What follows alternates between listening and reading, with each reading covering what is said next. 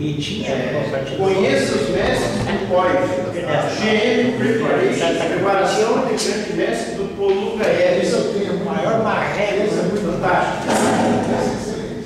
Esse eu tenho também, excelente. 125 artigos seletos no Smithson. Esse é a licencial português. Isso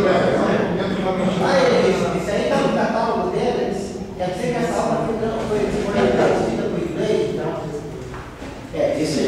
Ele cita nessa lista do Não, peraí. O Smithson publicou a obra, eu podia ver, o General Torinho. o General Torinho. Ele só completou com mais Ele foi entrar no livro amarelo, aqui o livro 125 Selects, 125 Selected Games. Mas eu tenho a edição dele verde. Minhas melhores partidas do Alequine, 3 volumes, cheio de análise, eu tenho condição da gente. Depois do final, E um que pouca gente aqui deve conhecer é o terrorista do xadrez de Shankovich. Terrorista do xadrez de Shankovich. Essa é a lista do Kevin Spratt. Aí, uma outra lista que eu vou fornecer para vocês depois, que eu vendo um vídeo da Chessbase do Mikhail Sim, né? Mikhail Sim, e ele falando lá que ele é um dos poucos GMs que tem o título de professor mesmo pela FIDE, né?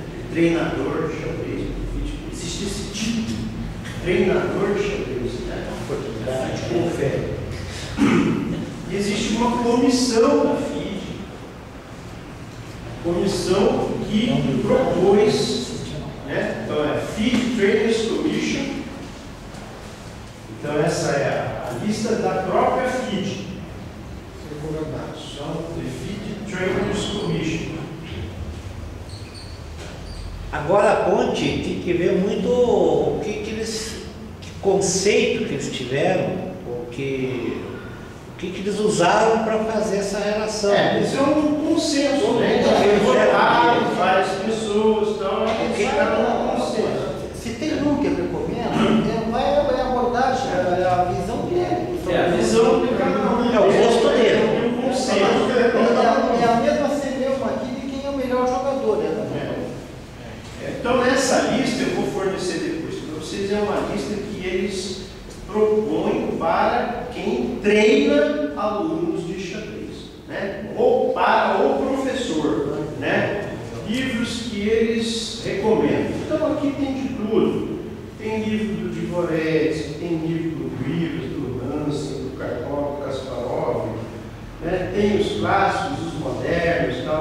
Tem livro do Larsen, do Nuno, do Mihail Marin, do Timo, tal. Então, tem vários livros. São 100 livros. 100 livros. Então, esse aqui equivale, foi a melhor lista que eu achei, é a lista que equivale àquela outra lá. São 100 livros que são recomendados para quem dá aula de xadrez. Bom,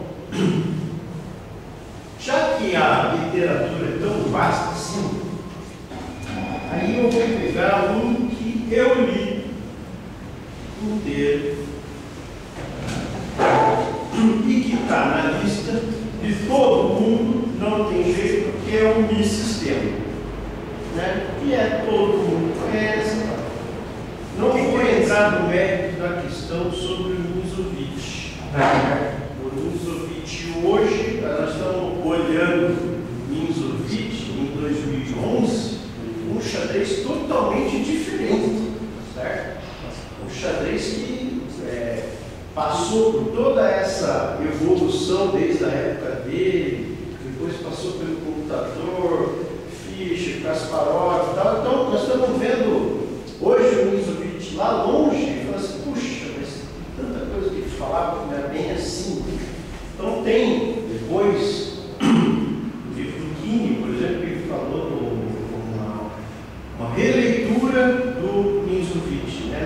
Baseado na concepção concepção moderna do que o Ninsovich falava.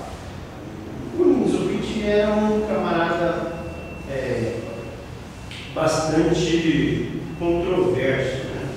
Então eu peguei a Wikipédia, eu também vou passar para vocês aqui, historinha dele e tal.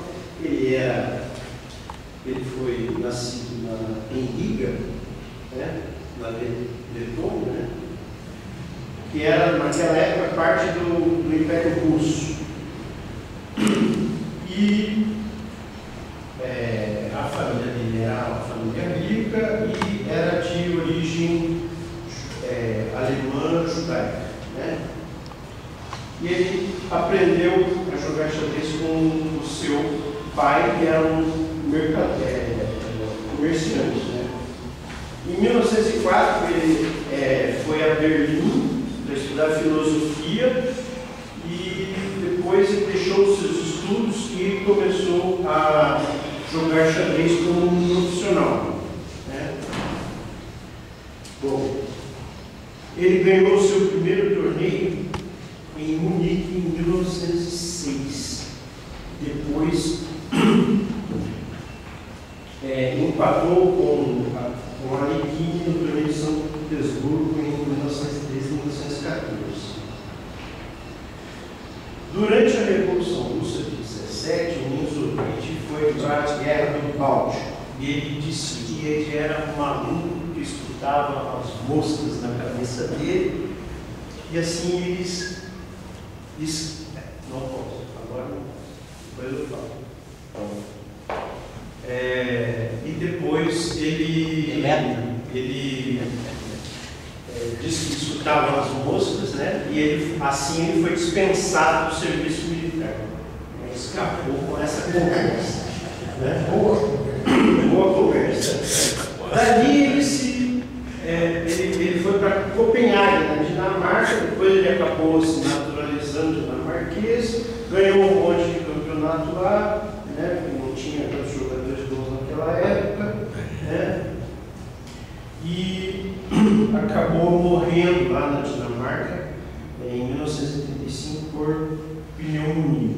Está enterrado em Copenhague. Bom, o Ninsovich, ele viveu numa época muito difícil, né? Porque tinha Alekhine, Capablanca, né? Então era aquela coisa, né? Então naquela época ele seria considerado, chegou a ser considerado o terceiro melhor do mundo. É como se fosse um Aronian hoje, né? O terceiro melhor do mundo. Como o Mequinho já foi considerado o terceiro melhor do mundo. Tá? E ele nunca ganhou do Capablanca. Nunca. Mas ele chegou a ganhar do Alekhine. Inclusive com as pretas. Já ganhou do Alekhine com as pretas. Bom, entre os livros que ele escreveu, então, está um livro, o meu sistema, a prática do meu sistema, né? E o bloqueio, né? Na verdade, a edição estrangeira parece que são vários volumes, né? O meu sistema, a edição estrangeira são vários volumes. O meu livro é em 5 volumes. 5 volumes. Não sei que seria as partidas aí. Passa, teria sido está em 1925, mas tem partida em 1926, que é em 5 volumes. Claro. Esse volume que eu tenho aqui é a edição em espanhol. Existe agora a edição nova em português que está na história das livrarias. Bom, naquela época, então, ele tinha, depois que ele escreveu o sistema, muitas pessoas criticavam bastante o livro e tal, as suas teorias, né? E, inclusive, foi motivo de chacota, não é chacota, não digo, mas de uma brincadeira de um outro um colega dele, né? Então esse colega dele parodiando um dos princípios que ele reiteradamente falava no livro, que era sobreproteger, né? composição, né? Então ele fez essa composição, que é uma partida completamente composta, não é verídica, né? De um jogador que chamou de Systemson. Então o cara chamou ele de Systemson, parodiando o Mi Sistema. Então era Systemson.